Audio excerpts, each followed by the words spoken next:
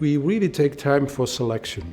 So it is not something we will make easy work of.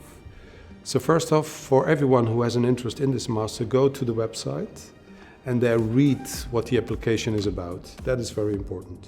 What we have seen over the years is that sometimes people who have an interest are not reading very well what the application is, and that what we receive already is a first impression that we got from them. They need to have at least a BA in dance or in circus or in community art, or if they don't have a BA in that, they need at least to have a long period of practical experience. For them to enter also, they need to really have a practice in choreography, meaning that they didn't make one or two choreographies. No, on a regular basis they created choreographies. They also need to have a kind of stakeholders already behind them or willing to find them in that sense. They need to have a good research question that is relevant, and then certainly most of all they need to be motivated and be curious to come in. That's the first part. That's the first selection that is made through the application. If they've gone through that application and they are accepted, then there is the Wicked Weekend. And the Wicked Weekend, as we call it, is a 2-day weekend where the first day is a practical day where they're coming into a cooker pressure of assignments so that we can observe how are they working together, how are they coming to ideas, and that ends in a work that they present. And the second day is they will have a writing assignment. In 1 hour they have to write a small essay so that we can see what is the level of writing but also the level of English.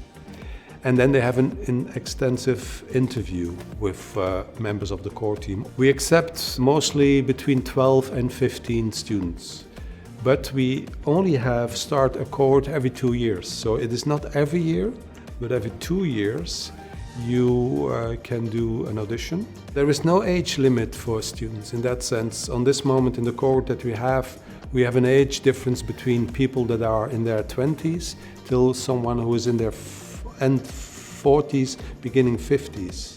So it depends really how are they coming in, what is their interest, what is their potential, and how do they present themselves in relation to their awareness of what they want to learn. So in that sense, we don't put an age limit. What we find very important is that we are not a traditional education. So meaning you're coming into the education and everything will be offered to you and you receive that. It's not consumptive. What we really want every time again is that we build a community. So it means also for us as a core team that we are part of that community and that we are part of the learning. So we are really investing in the agency of the students so that they are becoming self-reliant also in their studies, so that they also have a voice about the program, so that they're also adding to the program.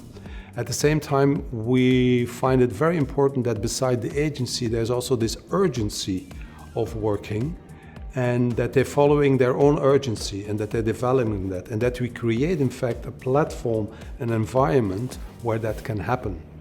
So we don't have a format of thinking ahead how somebody should be, but we really want the person in itself develop that, what is needed. And certainly working with this diversity of people that are coming from dance, circus and the community arts is a very vibrant environment to let that create.